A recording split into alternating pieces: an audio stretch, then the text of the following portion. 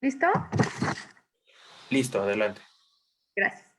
Hola, ¿cómo están? Bonita tarde. Bienvenidos nuevamente a las pláticas que gracias a CONAIP podemos dar en este espacio sobre salud integral, y quienes ya me conocen y han visto las pláticas que estuve compartiendo durante todo el año pasado, pues saben que me dedico a compartir información sobre alimentación, sobre ejercicio, sobre salud integral y sobre cómo mejorar los hábitos alimenticios. Gracias por seguirnos. Voy a estar en este espacio los martes a las 4 de la tarde. Para quienes no han escuchado mis pláticas anteriores o no saben sobre mí, voy a platicar un poquito a qué me dedico. Soy Patricia Pineda y estudié trofología, así que quien no ha escuchado este término, pues es una rama de la alimentación que estudia la correcta combinación y selección de alimentos para su máximo aprovechamiento. Pero también hago acompañamiento familiar e individual para las familias que quieran cambiar de hábitos. Entonces he preparado un ciclo de pláticas que voy a estar compartiendo los días martes en este espacio, así que los invito a que lo vean en vivo, y si no pueden, pues se pueden conectar y ver estas pláticas que se van a quedar grabadas. El día de hoy voy a hacer una plática que es un poco larga, pero la dividí en dos partes, así que espero que la vean este martes y que me acompañen a la continuación el siguiente martes. Es una plática que trata sobre los mitos de la alimentación, algunas ideas como equivocadas que tenemos acerca de la manera en la que nos alimentamos, pero abarco no solamente la alimentación, sino ustedes van a ver en cuanto empiece a dar esta plática que hay distintos mitos. El día de hoy voy a presentar 19, y aunque son temas amplios, voy a tratar de hacerlos de manera detallada para que tengas la información más resumida, pero sobre todo para que lo que te comparto el día de hoy lo puedas poner en práctica y puedas tomar de aquí lo que más te sirva.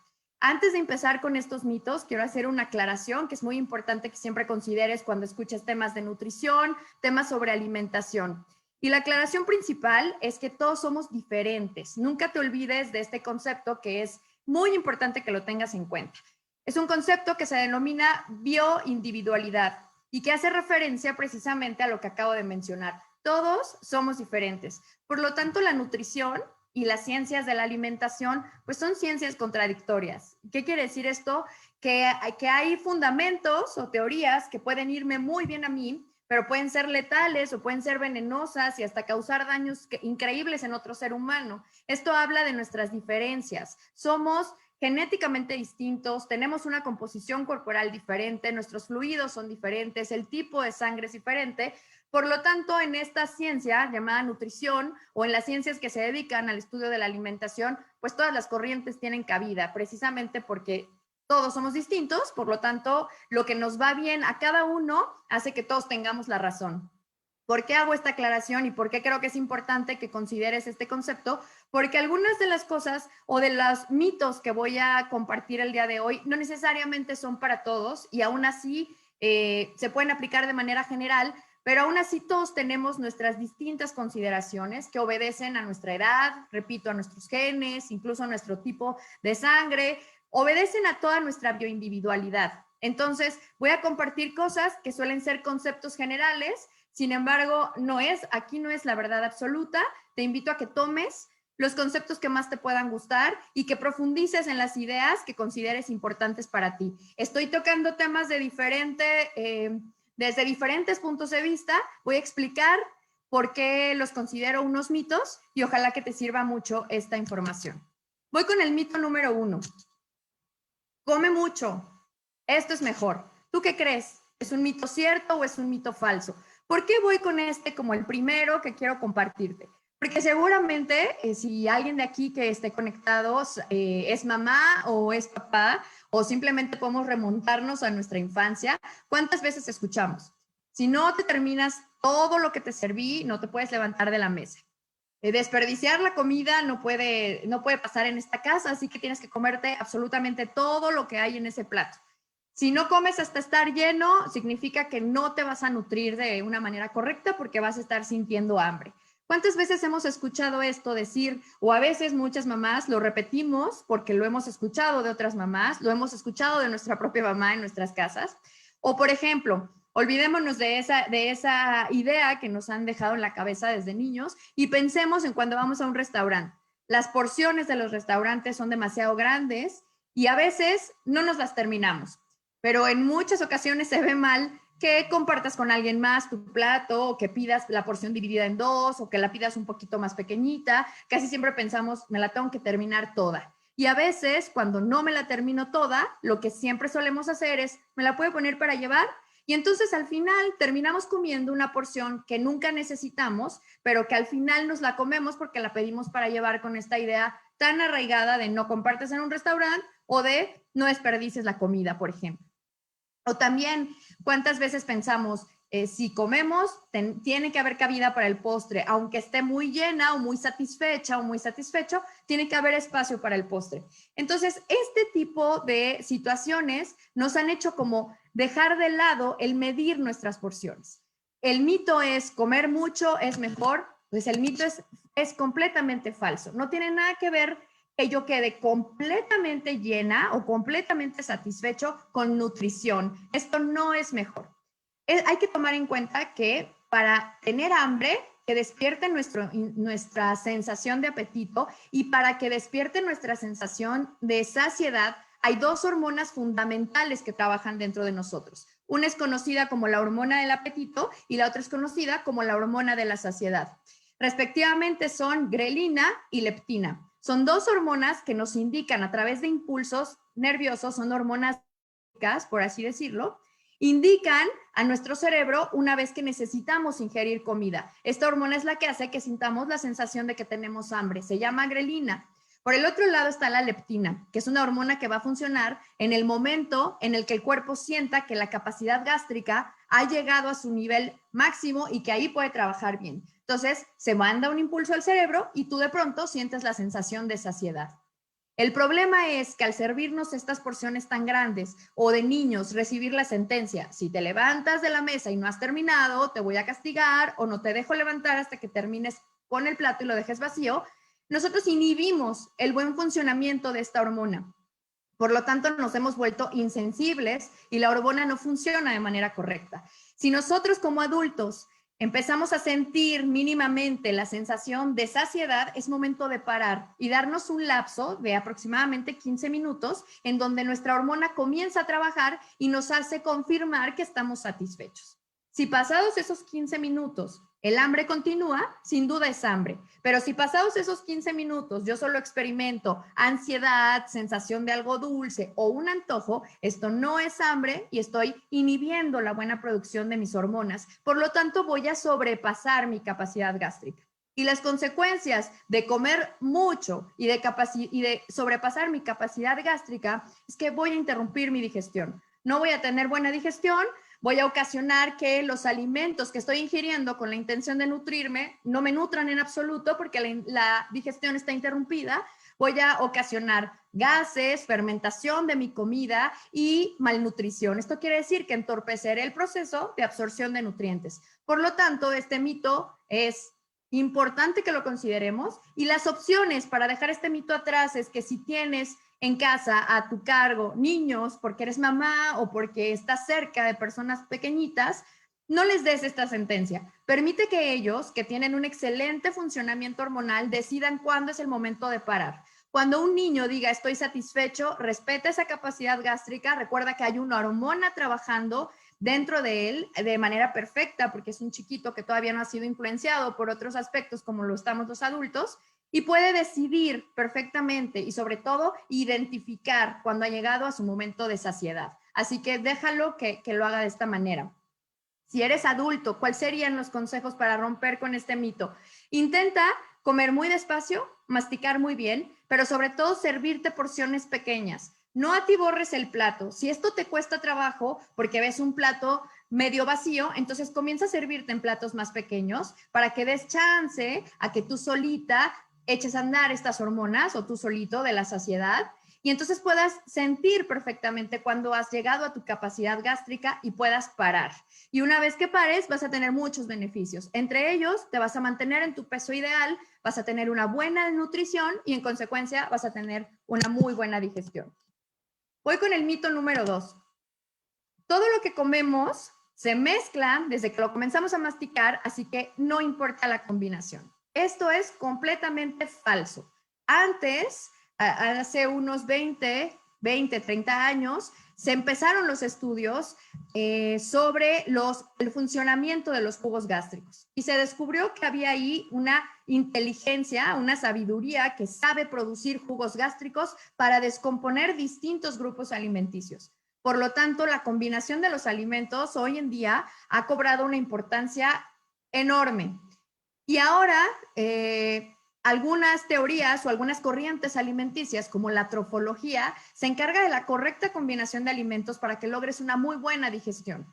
Entonces, sí importa todo lo que nos comemos, así como importa cómo lo combinamos y cómo importan los tiempos digestivos. ¿Qué quiere decir esto? Hay 3 grupos importantísimos de alimentos que son los carbohidratos, las grasas y las proteínas. Son macronutrientes, así se le llama a estos 3 grupos de alimentos. Y cada uno dentro de nuestra pared intestinal requiere de un jugo gástrico distinto. Seguramente has oído de los famosos jugos gástricos que operan con ácido clorhídrico y bicarbonato de sodio. El pH es la medida que, aunque suene reiterativo, mide precisamente el ambiente de ese ácido, mide el pH, es el potencial de hidrógeno que va a estar operando dentro de tu estómago para que pueda hacerle frente a la digestión del distinto grupo alimenticio que comiste. ¿Cuál es la sugerencia? Que conozcas un poco más de la combinación de alimentos, que sepas sobre todo cuándo ingerir las frutas, que es un grupo alimenticio complicado, y sepas, por ejemplo, cuándo ingerir proteína y carbohidrato. Cada uno, a diferencia de lo que se creía hace 30 o 20 años, necesita un pH distinto de tu jugo gástrico. Y el jugo gástrico va a trabajar de mejor manera mientras más cuidadoso seas con la digestión. ¿Qué se creía antes de esto? Que masticábamos, todo se convertía en una masa llamada bolo, entraba a nuestro proceso digestivo, caía al estómago y todo se comenzaba a descomponer de distinta manera. Hoy se conoce que se descompone dependiendo el grupo alimenticio que entró. Se conoce que el jugo gástrico opera dando prioridad a las proteínas en un medio ácido, después a los carbohidratos en un medio alcalino, y que definitivamente cada grupo requiere de un grupo enzimático y de un grupo de pH correcto en tu jugo gástrico. Entonces, la combinación de tus alimentos importa muchísimo. Si no tenemos cuidado en la combinación de alimentos, la consecuencia es la fermentación de estos. Y fermentación quiere decir que dentro de tu tracto digestivo se comienza a pudrir, se comienza a echar a perder, y entonces podemos tener un plato hermoso, lleno de nutrición, de vegetales, combinados ensaladas con frutas, pero si la combinación es incorrecta, entonces cae dentro del estómago y el cuerpo siempre da prioridad al grupo alimenticio más pesado, dejando de lado lo otro, y entonces comienza la fermentación y se pudre, ocasionando malnutrición, gases, mal aliento y una serie de consecuencias digestivas que no te van a ayudar a estar bien nutrido. Así que es falso que todo lo que comemos se mezcla y que no importa la combinación. Voy con el mito número 3, que está muy ligado a lo que acabo de mencionar. La fruta es el mejor postre que podemos comer. Yo creo que muchas veces has escuchado esto. Bueno, a mí sí me tocaba escucharlo, por ejemplo, de mi abuela, ¿no? Que decía, terminaste de comer, en vez de comer un pan o en lugar de comer otra cosa, un buen postre sería una buena porción de fruta. Bueno, esto es completamente falso porque tiene que ver con la combinación de alimentos. Las frutas son un grupo alimenticio que tienden a descomponerse rapidísimo. En unos 10, 15, 20 minutos, la fruta está completamente descompuesta en pequeñas partículas y es asimilada por nuestro cuerpo. Recuerda que cuando nosotros comemos algo, la intención es que nuestro cuerpo logre metabolizar en pequeñas partículas lo que nos comimos. ¿Qué significa? Significa que mediante el proceso digestivo, mediante los jugos gástricos, voy a descomponer en pequeñas moléculas la fruta que me comí para que mis células las absorban como nutrición y como energía. La célula no puede absorber directamente una molécula de plátano, pero una vez que mis jugos gástricos entraron en juego, una vez que hicieron lo suyo, una vez que se descompusieron en pequeñas moléculas, el cuerpo entonces las reconoce y las puede asimilar como nutrición para la célula. Entonces, cuando la fruta, que es un grupo, repito, que se digiere máximo 25 minutos, entra mezclado, por ejemplo, con un pollo, que es una proteína, que es un grupo pesado, es un grupo para el cual el cuerpo necesita un jugo gástrico distinto, muy diferente al de la fruta. Entonces, imagínate que cae dentro de nuestro estómago. El pollo toma aproximadamente 3 a 4 horas en digerirse. Imagínate la comparación, el pollo está en un proceso de digestión con un pH distinto que va a requerir 4 horas de tu día.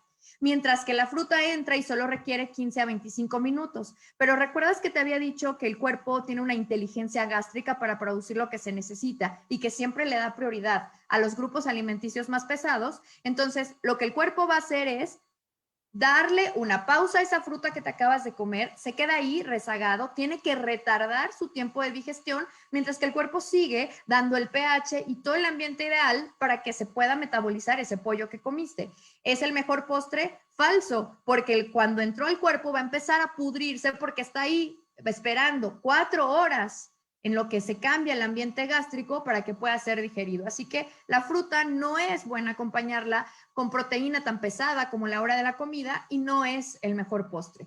Es un buen snack, es una buena comida por las mañanas, comiéndola sola a media mañana o a media tarde, pero separada de nuestros alimentos fuertes. Voy con el mito número 4. Las emociones negativas hacen que acumule grasa. Esto es cierto, y no solo las emociones negativas, sino nuestro estado de estrés. ¿Qué pasa cuando yo me estreso? Este es un tema largo del que voy a hablar en pláticas siguientes, en estos martes que nos quedan durante todo el año, y voy a darle todo el tiempo posible a explicar este tema tan complicado. Pero para el día de hoy voy a hacer un resumen y voy a dar información un poquito más breve.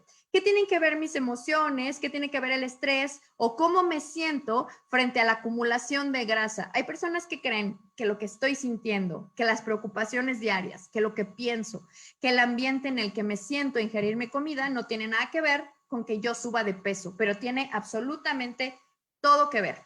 ¿Qué pasa cuando yo estoy estresada por alguna situación? Voy a poner un ejemplo muy exagerado, pero es un ejemplo que viene al caso para que esta situación quede muy bien explicada. Voy a hacer de cuenta que estoy en medio de una selva y que lo que necesito es huir porque tengo un león enfrente de mí. Esto recuerda que es una situación exagerada, pero si yo estuviera ahí, imagínate que estás frente a esa situación, tú tienes dos alternativas. Uno es huir y la otra es enfrentar al león. Pero en ambas situaciones, a tu cuerpo, tú has reconocido que está en juego tu vida. Y entonces depende de lo que decidas, depende tu vida y de que continúes con vida. Entonces, ¿qué hace el organismo? Afortunadamente contamos con un mecanismo de defensa que se produce en nuestras glándulas suprarrenales que están justo encima de nuestros riñones. Producen dos hormonas, un poquito, o unas 3 o 4, pero voy a hablar de dos específicamente, que es hormona cortisol y hormona adrenalina. Estas dos hormonas son famosas porque son conocidas como las hormonas del estrés. Entonces, como el cuerpo ha reconocido que estoy frente a una situación donde mi vida corre peligro y estoy por decidir si huyo o por decidir si enfrento al león, entonces el cuerpo echa a andar este mecanismo de defensa. Este mecanismo de defensa va a hacer que yo me ponga más ágil, fuerte, que empiece a producir testosterona, porque sea lo que decida, necesito fuerza, sea lo que decida, necesito claridad mental. Tome la decisión que tome, necesito hacerla rápido, ágil, con todos mis sentidos al máximo. Estoy llevando mi cuerpo al tope de lo que puede funcionar. Por lo tanto, el cuerpo suprime otros funcionamientos para darle toda la fuerza, toda la energía a cualquiera de las dos decisiones que tome. Recuerda, o voy a correr o voy a enfrentar al león. Entonces el cuerpo lo que hace en ese momento es suprimir un poquito el sistema inmunológico, suprimir un poquito la digestión también, que es una de las actividades del cuerpo que más energía demanda, y el sistema inmunológico sobre todo, y entonces activo todo al máximo, es decir, todos los niveles que tenga mi cuerpo para sobrevivir van a ir al máximo, para dilatar pupilas, testosterona por mis músculos para correr, el ritmo cardíaco se va a elevar, todo lo que decida va a contar con el 100%, mi máxima capacidad de operación. Entonces, entre lo que tomo esta decisión, se activó toda una producción hormonal que va a desatar en mí lo mejor de mi organismo. Si yo me quito de esa situación exagerada y me voy a una situación de estrés cotidiano en donde tengo preocupación porque no estoy bien con mi pareja, porque tengo algunos problemas con mis hijos, porque me quedé sin trabajo, una situación en donde de pronto iba manejando y estuve a nada de atropellar a una persona o de ocasionar un choque, o recibí una mala noticia, o me sometieron a una cirugía, o perdí a un familiar, estoy en un duelo. Si tú cambias ese león por cualquier otra situación de estrés de la vida cotidiana, como que de la que te acabo de mencionar, el cuerpo desafortunadamente no sabe discernir entre si se trata de un león o si simplemente se trata de un divorcio. El cuerpo solo sabe que estás en un modo de lucha o de huida. Entonces activa todos los mecanismos que te acabo de decir hace un momento. El cuerpo piensa que puedes perder la vida y entonces pone al tope, al máximo todo. Entonces, lo importante aquí es que suprime lo demás. Pero ¿por qué engordo? ¿Por qué acumulo grasa? Explicado de una manera muy sencilla, volviendo al ejemplo de león, mi combustible con el que yo soy una persona que vive con bienestar y mis células están sumamente nutridas es la glucosa. Entonces, cuando yo estoy en un modo de lucha o huida, ¿qué necesitan mis células? Todas necesitan un extra de combustible. Por lo tanto, el cuerpo produce glucosa de una manera impresionante para poder llegar a todas las células del cuerpo y equiparlas. Si yo de verdad estuviera frente a un león y tomara la decisión de correr, yo correría a la máxima velocidad que puedo porque mi vida está en juego y me acabaría la glucosa, me acabaría todo ese combustible y digamos que quedaría tablas. Sobreviví, digamos que logré sobrevivir al león, no me alcanzó. Entonces terminé con toda mi glucosa, que es ese combustible con el que trabajan mis células, y quedé tablas, no pasó absolutamente nada, quemé ese combustible, quemé esa energía. Pero ¿qué pasa si vuelvo a una situación cotidiana y discuto con mi pareja? Me estresé, aumenté cortisol, adrenalina, testosterona. Haz de cuenta que en esa discusión yo puse a mi marido como si fuera el león, puse a mi esposa como si fuera el león. En esa discusión mi cuerpo no supo discernir si se trataba de un león o de una simple discusión en donde estamos decidiendo divorciarnos, o si estoy en una discusión con mi hijo, o si por poco atropello a una persona en la calle, o recibo una mala noticia. En ese momento mi cuerpo produce glucosa como si yo fuera a salir corriendo, escapando de ese león. El problema es que nunca corrí. El problema es que se produjo el combustible y nunca lo usé. Y cuando hay glucosa circulando de más en mi cuerpo y ninguna célula la tomó porque no corrí, porque no había que quemar esa energía, no necesitaba ese combustible, entonces mi cuerpo inmediatamente lo almacena en grasa. Por lo tanto, el estrés, las emociones negativas hacen que acumule grasa. Cierto, comienzo a engordar mientras más estresada esté, porque cada vez que me someto a una situación de estrés, mi cuerpo produce glucosa, y glucosa de más en mi sangre es igual a reservarlo en grasa y comienzo a tener lonjitas, sobrepeso y los demás.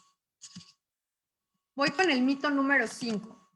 Con 3 comidas al día es más que suficiente para estar bien alimentado. Este es un mito que ha como costado trabajo para los que nos dedicamos al tema de la alimentación, poder quitar, desmitificar, porque la gente está acostumbrada, o muchos estábamos acostumbrados a comer 5 veces al día.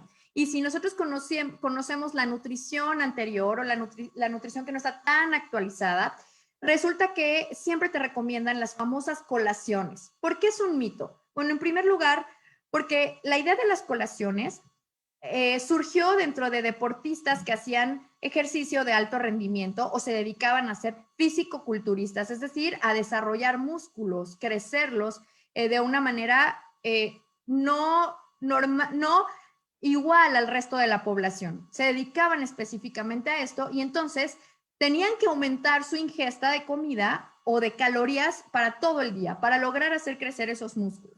Lo que pasó es que comenzó a volverse popular entre la población que comiéramos 5 veces al día.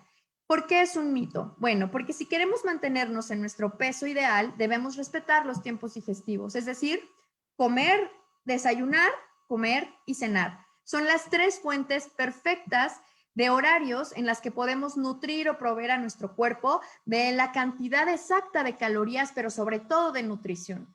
Si nosotros estamos comiendo 3, 4, 5 veces al día, lo que hacemos es interrumpir los procesos digestivos. El cuerpo está terminando de digerir lo del desayuno, cuando comenzamos a darle nuevamente comida con una colación y después retrasamos el proceso de eliminación o depuración de toxinas o de asimilación de nutrientes porque estamos todo el tiempo disparando el sistema digestivo y produciendo insulina. La insulina es una hormona que produce el páncreas, que se encarga de la metabolización de la glucosa. Glucosa, recuerda que es el combustible con el que trabajan nuestras células, y el páncreas lo que hace es producir la hormona que te ayuda a metabolizar este combustible. Entonces, si todo el tiempo estás pidiéndole al páncreas que produzca, porque todo el tiempo ingieres alimentos, nunca hay un descanso para el páncreas y tarde o temprano nos vamos a volver insensibles a la insulina. ¿Qué quiere decir? Que como hay tanta producción, llega un momento en que las células se ensordecen y ya no reciben más instrucciones de la insulina. ¿Cuál es la recomendación para que este mito funcione de manera correcta? ¿Qué quiere decir? Que comas 3 veces al día, pero con suficiente nutrición. Mientras más nutrición haya y no haya carencia de grupos alimenticios, no vas a pasar hambre y vas a necesitar cada vez menos las colaciones. Mito número 6. Puedo comer de todo y no pasa nada porque hago mucho ejercicio. Bueno, este mito también es falso, porque hay que preguntarnos en primer lugar, ¿por qué hago ejercicio? ¿Y cuáles son mis metas cuando hago ejercicio? Si mi único objetivo al ejercitar mi cuerpo es verme bien, entonces puedes comer de todo, adelante, no hay problema. Quiere decir que no te importa cómo estás nutriendo tu cuerpo, sino que lo único que te interesa es como verte bien. Sin embargo, el ejercicio va mucho más allá de la belleza. El verte bien va a venir como una consecuencia de que muevas tu cuerpo y te ejercites, pero en realidad el objetivo de hacer ejercicio es que llegue nutrición a todas las partes de tu cuerpo. Una vez que yo me como una buena ensalada o que como una dieta muy equilibrada o que como un buen plato lleno de nutrientes, tengo que metabolizarlo. Recuerda que este concepto lo di hace unos minutitos, es decir, tengo que descomponer en pequeñas moléculas ese súper plato de nutrición que me acabo de comer. Pero no solo basta con que esté listo el combustible, no solo basta con que ahora sí estén las moléculas listas para nuestras células. Lo importante es llevarlas a todas nuestras células. ¿Quién las lleva? El torrente sanguíneo distribuye por todo el cuerpo nutrición junto con hormonas que van depositando en cada célula la nutrición que me acabo de comer, el combustible, la glucosa. Entonces lo lleva a todas las células. ¿Qué pasa cuando no me muevo? El torrente sanguíneo, que trabaja con base en capilares y muchos otros elementos, necesita dilatación. Y esta dilatación la da el movimiento. Estamos hechos para movernos. Si nos movemos, repartimos nutrición por el cuerpo, tenemos un correcto funcionamiento del sistema sanguíneo, nos sentimos activados, nos permitimos que las partes de nuestro cuerpo sigan teniendo movilidad, por lo tanto evitamos que se atrofien, tenemos una buena inversión para la vejez, pero además también nos vemos bien. Pero vernos bien no puede ser el único objetivo porque el ejercicio da muchos más beneficios que solo la belleza. Entonces, ¿tú puedes comer absolutamente de todo? No, porque hay alimentos que dan nutrición y hay alimentos que no nos dan nutrición. Los alimentos altamente procesados, es decir, esos sometidos a muchísimos procesos de producción, los despojan de sus nutrientes y esos alimentos que son los contrarios a los alimentos naturales no nos sirven absolutamente de nada. Momentáneamente conservarás tu peso si sigues haciendo ejercicio, pero en un futuro te cobrará la factura de que no hubo nutrición. Si tú estás optando por los alimentos que sean, porque al final vas y los quemas en un gimnasio, pues estás sacrificando tu nutrición solo por verte bien o por mantenerte en un peso, y en un futuro esto tendrá efectos secundarios, sobre todo en déficit de nutrición. No se puede comer de todo, aunque aparentemente parezca que sí. Siempre opta por alimentos naturales y siempre opta porque haya nutrición y en consecuencia te vas a ver muy bien haciendo ejercicio. Voy con el mito número 7. Los jugos y los programas detox me desintoxican. Esto es completamente falso y me gusta llegar a este mito y aclararlo porque últimamente veo por todas las redes sociales los famosos detox. Súmate a los retos de desintoxicación, haz un detox de 5 días, un detox de 3 días y te vas a desintoxicar y vas a eliminar toxinas. No digo que esto no funcione, digo que la manera de anunciarlo así es completamente falso. ¿Por qué? Porque afortunadamente estamos hechos con órganos de desintoxicación. Así nacimos. La piel es un órgano de desintoxicación mediante la cual eliminamos toxinas con el sudor. El sistema digestivo, nuestro colon, es el órgano de desintoxicación número 1 por excelencia. Los pulmones son un órgano de desintoxicación, los riñones, el hígado son órganos de desintoxicación. Quiere decir que nuestro diseño original está equipado para todos los días desintoxicarse, depurarse y eliminar toxinas. Estamos hechos para eso. Entonces, no hay jugo que ayude a desintoxicar el hígado, ni hay jugo que ayude a desintoxicar el colon. ¿Cuál sería la manera correcta de ver estos procesos de desintoxicación o estos jugos? Es decir, que son facilitadores de que el hígado por sí solo se purifique, de que los pulmones por sí solos comiencen a desintoxicarnos. Entonces, ¿cuál sería la manera correcta de ver este mito? La manera correcta es decir que mediante jugoterapia o mediante un buen programa de apoyo a la desintoxicación, favorezco el buen funcionamiento de mis órganos con los que de por sí cuento para depurarme todos los días. ¿Qué es lo que pasa con un jugo? Cuando yo tomo un jugo verde por las mañanas, lo que hago es retardar mi digestión y tomar esos nutrientes. Tomo esos nutrientes que vienen en un jugo verde y por lo tanto le doy reposo a mi sistema digestivo. Y una vez que el sistema digestivo tiene reposo, solito comienza a depurarse. Entonces, los jugos y los programas no me desintoxican, simplemente favorecen el buen funcionamiento de los órganos que de por sí tengo para purificarme. Voy con el mito número 8. ¿Puedo aumentar masa y perder grasa al mismo tiempo? Esto es completamente falso. Si alguien te plantea esta idea, quiero que consideres que son procesos completamente distintos. Uno es un proceso de catabolismo, así se le denomina, y el otro es un proceso de anabolismo. Quiere decir que uno construye y el otro elimina. ¿Cuál es la diferencia entre estos dos? Bueno, cuando yo quiero perder grasa, entonces tengo que hacer un plan de alimentación que tenga un déficit calórico. ¿Qué quiere decir esto? Que yo tengo que hacer un cálculo en manos de un profesional, de un nutriólogo, de un health coach, que considere todos los elementos necesarios para que a través de fórmulas matemáticas calcule un déficit calórico. Quiere decir que calcule con cuántas calorías menos yo puedo seguir conservando mi nutrición mientras someto a mi cuerpo en un proceso de pérdida de grasa. Lo que mi cuerpo va a hacer es que cuando yo le dé un poquito menos de las calorías diarias que necesito, el cuerpo buscará rutas para eliminar mi grasa y oxidarla como fuente de energía. ¿Qué quiere decir esto? Que el cuerpo, al recibir menos calorías de las que necesita al día, tomará la decisión de sacar mis reservas de grasa acumuladas en células grasas y comenzar a usarlas como combustible. Así que la grasa no se suda, la grasa no se hace en el baño, la grasa se oxida como fuente de energía, es decir, el cuerpo la utiliza como combustible. Así que este es un proceso distinto que funciona mediante un déficit calórico. Mientras que aumentar masa es el proceso completamente inverso. Quiere decir que voy a tener un aumento de calorías para que mi músculo pueda crecer. Y a través del aumento de algunos grupos alimenticios como grasas, como proteínas o carbohidratos, el músculo crece. Pero hay algo que está en común en estos dos planes que quiero hacer posiblemente, y es el ejercicio. El ejercicio es el común denominador en ambos. Si quiero ganar masa, tengo que atrofiar mi músculo para que éste crezca. Si quiero perder grasa, tengo que hacer ejercicio para lograr un proceso a través de acelerar el metabolismo para que pueda oxidar grasa como fuente de energía. Pero no se pueden llevar a cabo al mismo tiempo. Claro, como dije al principio de la plática, hay excepciones y puede haber organismos que lo puedan lograr, que mientras pierden grasa ganan masa, pero esto no es la generalidad, estas son excepciones. Los procesos son distintos. Desde el hecho de que en uno voy a tener un déficit calórico y en otro voy a tener un aumento calórico para lograr crecer. Así que es mentira que se pueda lograr al mismo tiempo, sin embargo hay excepciones.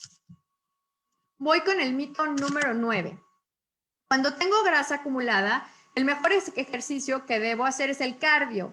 De lo contrario, mi grasa se endurece y debo perderla primero. Bueno, en primer lugar, la grasa no se endurece. Y esto es muy común de escucharlo. Lo he escuchado en los gimnasios, lo he escuchado en algunos comentarios, de que primero baja tu grasa porque si no la vas a endurecer. Bueno, el único tejido que puedo endurecer es mi masa muscular.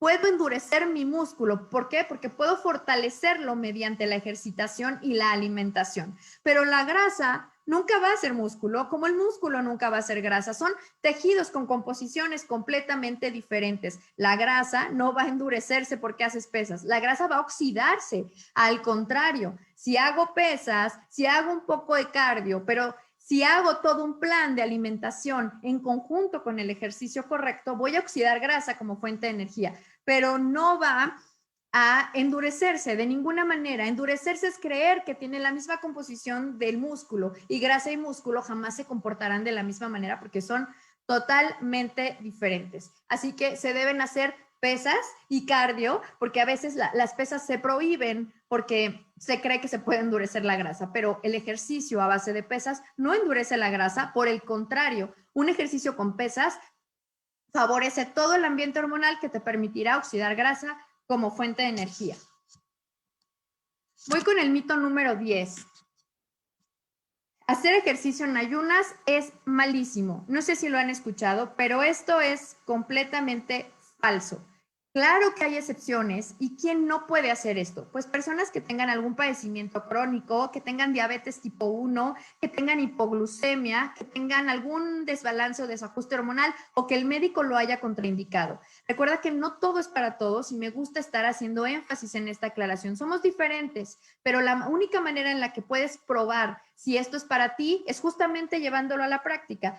¿Por qué se recomienda el ejercicio en ayunas? Bueno, cuando estamos en ayunas, tenemos una hormona bajísima, que es la hormona insulina. La hormona insulina, cuando está trabajando, es una inhibidora de grasa, entonces te impide oxidar grasa como fuente de energía. Mientras que por las mañanas está muy baja, y en ayunas está bajísima y está alto. Esta famosa hormona del estrés que te mencioné hace unos mitos anteriores. Entonces, el cortisol alto, que está por las mañanas indicando que te despiertes, que te avispes, que el día empezó, que el metabolismo empiece a funcionar, es una de las hormonas que te permite producir hormona de crecimiento y testosterona. Por lo tanto, estas tres hormonas juntas te van a ayudar a perder grasa, mientras que la insulina está baja. Este ambiente hormonal que tiene como equilibrio, cortisol alto, adrenalina alta, testosterona alta y insulina baja, es el ambiente ideal para que se libere la grasa como fuente de energía. En el momento en el que yo ingiero alimento, pues disparo la insulina y rompo con este ambiente que está perfecto para oxidar grasa. Además, nosotros tenemos una reserva de glucosa, esta energía de los músculos, que nos alcanza perfecto para hacer una hora de ejercicio intenso o 2 horas de ejercicio moderado sin tener ninguna repercusión. Repito, no es para todos, pero el mito de que hacerlo en ayunas es malísimo es cierto. No es cierto, perdón, porque muchos lo hemos logrado. Podemos hacer ejercicio en ayunas, viendo muchísimos beneficios. Voy con el mito número 11. Siempre debemos beber agua con nuestra comida. Esto es importantísimo y tiene que ver justo con lo que explicaba acerca del jugo gástrico que opera dentro de nosotros. Es importante que para explicar este mito te hables de una escala. ¿Recuerdas que te mencionaba el pH? Bueno, el pH es una escala que mide la acidez o la alcalinidad que sucede dentro de una sustancia o dentro de un proceso químico. El jugo gástrico que trabaja dentro de nosotros tiende a la acidez y muy poco a la alcalinidad. Así es como opera mejor para descomponer grupos alimenticios. Nuestra sangre, por ejemplo, es sumamente alcalina, y en un ambiente alcalino, del 0 al 14 es la escala del pH que te menciono. Mientras más pegado estemos del 0, es más ácido el ambiente. Mientras más cerca estemos del 14, es más alcalino. El 0 es un punto neutro y mi cuerpo opera de mejor manera en el 7.4. De hecho, mi sangre es sumamente alcalina y está operando en el 7.4. Si te das cuenta, no necesito mucha alcalinidad para llevar a cabo todos mis procesos de mejor manera. ¿Qué pasa con el agua? ¿Recuerdas que el jugo gástrico que está operando dentro de mi sistema digestivo es sumamente ácido? Y para que no lo interfiera y logre un gran trabajo de digestión, necesito dejarlo que siga ácido. Entonces, el agua tiene un pH neutral, así que neutraliza todo lo que toque, neutraliza cualquier sustancia y sobre todo un proceso que se está llevando a cabo de digestión, dentro de mi digestión. Por lo tanto, cuando yo estoy comiendo y tomo agua entre mis comidas, lo único que ocasiono es que entorpezco ese pH que está funcionando de manera correcta. Así que, ¿qué es lo ideal? Lo ideal es que bebas agua unos 20 minutos antes de comer y unos 20 minutos después de comer. De esta manera no interfieres con la acidez que necesita el ácido clorhídrico, que es tu jugo gástrico, para estar trabajando correctamente. Mito número 12. Alimentación basada en plantas y veganismo es lo mismo. ¿Por qué menciono esto? Porque a veces recibo esta pregunta frecuentemente. Si yo me alimento basado en plantas, ¿soy un vegano o viceversa? Son cosas diferentes, aunque parezcan exactamente lo mismo. ¿Cuál es la diferencia? La ideología.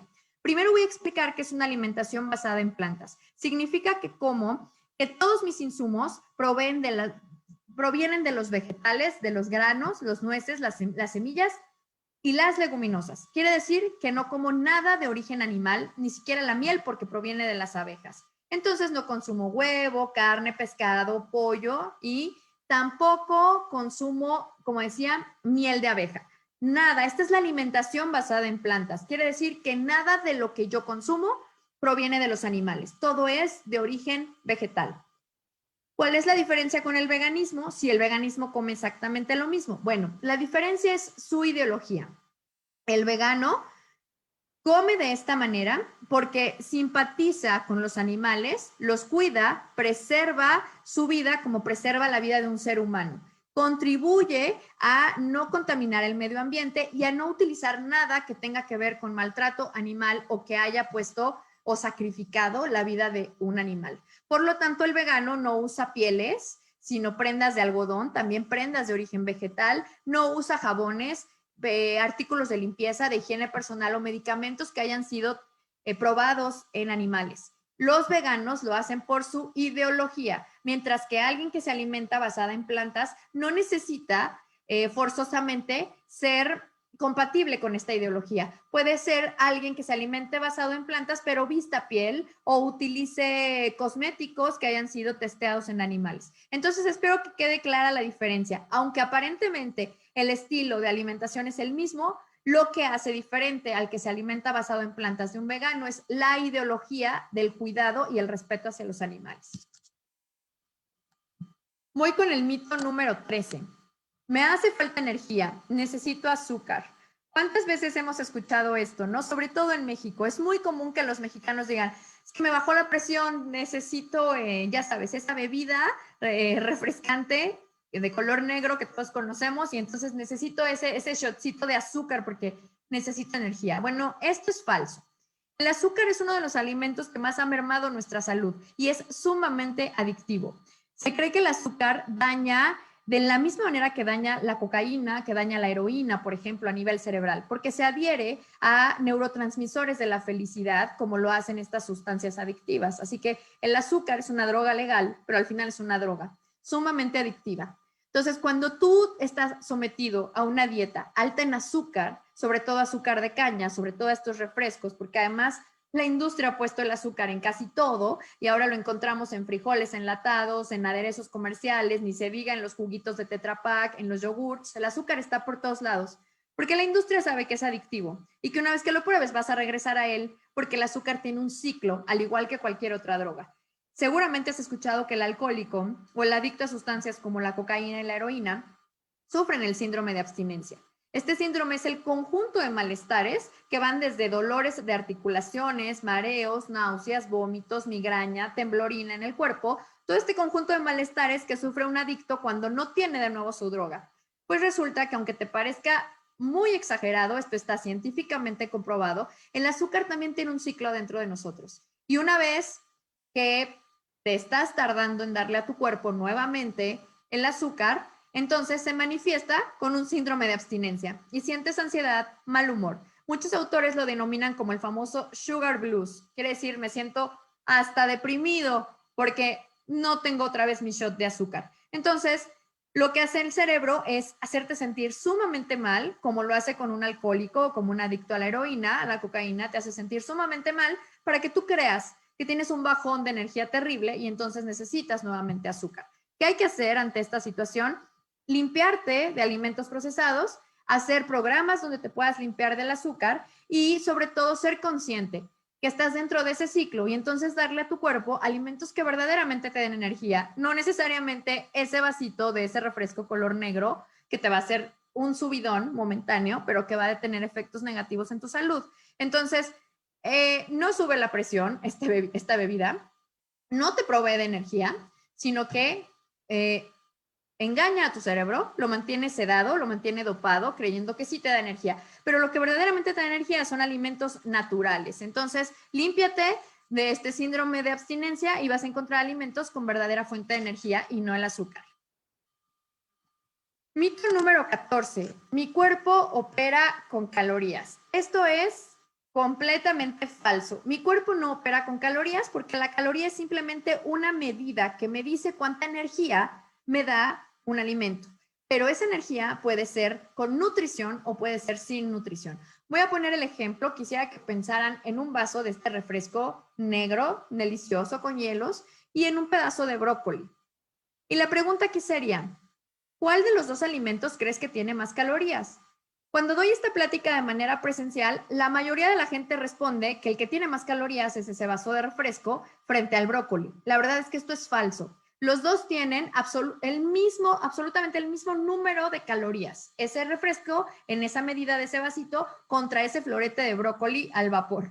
Tienen exactamente las mismas calorías. ¿Qué hace diferente un alimento de otro? La cantidad de nutrientes. Mientras que uno me da la misma energía, que es falsa porque no me da nutrición, y entonces tengo un alimento procesado que entró dentro de mi cuerpo y ahora tengo efectos secundarios porque no es un alimento saludable, mientras que el otro me da exactamente la misma cantidad de energía, pero me da vitaminas, fibra, minerales y antioxidantes. ¿Mi cuerpo con qué opera? Con nutrientes, no con calorías. Entonces, lo importante de este mito es que elijas alimentos verdaderos, alimentos que den nutrición y no calorías falsas, y que nos quitemos la idea de que nuestro cuerpo siempre está operando con la moneda energética de la caloría, porque no es así. El cuerpo opera con nutrición y mientras más nutrido esté, menos hambre, antojos, ansiedad, menos mal humor tendré y estaré saciado porque estaré completamente nutrido. El cuerpo no opera con calorías, el cuerpo opera con nutrientes. Mito número 15. Si hago pesas y consumo proteína, se me quita la flacidez. Esto no es cierto y es falso, pero a lo mejor podemos mejorar. Eso sí puede pasar, pero la flacidez está dentro, es una característica de nuestra piel. La piel es el órgano más grande del cuerpo y este no puede ejercitarse. Así que lo que hace la proteína es fortalecer al músculo, porque la proteína es el ladrillo de construcción de mis músculos. Entonces, si yo hago ejercicio, fortalezco mis músculos y en consecuencia un músculo fortalecido puede hacer que mi piel luzca mejor. Pero la piel responde a mi herencia, a mi genética, a la buena producción de colágeno. La piel responde a mis buenos hábitos alimenticios, a la hidratación, a una buena y correcta nutrición. Entonces, no necesariamente hacer pesas hará que yo recobre la elasticidad y el colágeno, dos componentes importantísimos de mi piel, pero tal vez haga que se vea un poquito menos flácida. Pero las pesas y la proteína no son los componentes esenciales de la elastina y el colágeno de mi piel. Mi piel responde, repito, a una buena nutrición y a un buen colágeno. Así que más que hacer pesas pensando en evitar la flacidez, las pesas reforzarán el tejido de soporte, que es mi masa muscular, y lograrán que me vea un poco menos flácida, pero eso no lo va a solucionar del todo. Hay componentes genéticos de producción de colágeno y de elastina que sí tienen que ver directamente con la flacidez. Voy con el mito número 16. Es más importante perder peso que tallas. ¿Cuántas veces hemos escuchado esto o incluso los famosos retos de pérdida de peso en lugar de retos para adelgazar, por ejemplo? Aquí hay una diferencia importantísima y también los invito a que en próximas semanas se conecten para ver la plática donde voy a hablar específicamente sobre la diferencia entre adelgazar o perder peso. Conceptos totalmente diferentes, pero aquí voy a dar un resumen rapidísimo. Mi peso no lo compone solamente grasa. Mi peso está compuesto por masa ósea, masa muscular, órganos, fluidos y agua. ¿Te das cuenta de todos los componentes que involucran mi peso? Mientras que adelgazar involucra a un solo componente, la desinflamación de mis células grasas. Entonces, más allá de preocuparme por un número en la báscula que está determinado por muchas cosas, si eres mujer, ese número está determinado por el día en el que está tu periodo hormonal, está determinado por lo que cenaste una noche antes, está determinado por tu retención de líquidos, está determinado por la cantidad de ejercicio que estás haciendo y el aumento de tu masa muscular. Entonces, es falso que solamente deba fijarme en el peso. La báscula no debe determinar tu día. La báscula no debe ser un aparatito que tenga o que posea la verdad absoluta sobre tu salud. La salud está en el bienestar, en la energía, en el vigor que tienes para empezar tu día, en tu capacidad para lograr todas las actividades que tienes durante un día. Mientras que le damos esa importancia, perdemos la verdadera perspectiva de lo que es estar en un peso saludable. Lo importante es desinflamar células grasas, es decir, oxidar grasa como fuente de energía y empezar a compactar el cuerpo y verme más delgada o delgado. Lo que importa es perder tallas. Ahí es el verdadero indicador de que estoy oxidando grasa como fuente de energía. Si yo solamente me dedico a ver lo que ocurre en mi peso, entonces puede ser que además de clavarme mucho y estar muy intenso o intensa con este indicador, puedo sacrificar mi masa ósea, puedo deshidratarme o puedo sacrificar mi masa corporal. Esto no es nada bueno. Perder masa corporal es el tejido de soporte que más necesito en mi vejez, al igual que la masa ósea. Entonces, si tú tomas en cuenta los elementos que intervienen o que integran a mi peso, te darás cuenta que la grasa es solo un indicador, pero el peso tiene que ver con la cantidad de agua que tengo, con una buena salud ósea, con una buen porcentaje de masa grasa, con mis fluidos corporales, con el peso de mis órganos. Entonces, solo céntrate en perder grasa y esto, ¿quién me lo indica? La pérdida de tallas. El peso no es importante. Cuando quieres adelgazar, ve por las tallas, no por el peso. Mito número 17. Comer saludable es estar a dieta. Esto es completamente falso. Y lo he escuchado muchas veces. Cuando alguien te ve comer bien, una ensalada, un plato balanceado, cuando eliges una buena fuente de proteína, por lo general se escuchan cosas como, es que tú te cuidas mucho, es que tú siempre estás a dieta, es que tú siempre estás al cuidado de lo que comes. Bueno, para empezar, esto es normal. ¿A poco no te quieres mucho como para siempre estar eligiendo lo mejor para ti, lo que te comes, sabiendo que lo que te comes es el combustible con el que operas todos los días? Entonces, últimamente hemos estado en la tendencia de que cuidarnos no es lo bueno o es como lo raro, ¿no? No es lo normal, mientras que comer mal alimentarte, elegir alimentos procesados es lo bueno, ¿no? Es lo común. Quien se cuida mucho se ve raro, cuando debería de ser lo contrario. Cuidarnos y elegir lo que comemos debería de ser lo normal, lo natural. Pero aquí es importante hacer una aclaración con el concepto de dieta. Dieta no es estar cuidando las calorías, en un conteo de calorías. Dieta significa todo lo que yo pongo en mi plato a la hora de comer, a la hora de desayunar, a la hora de cenar. Dieta es lo que me como durante todo el día. Dieta es lo que elijo comerme.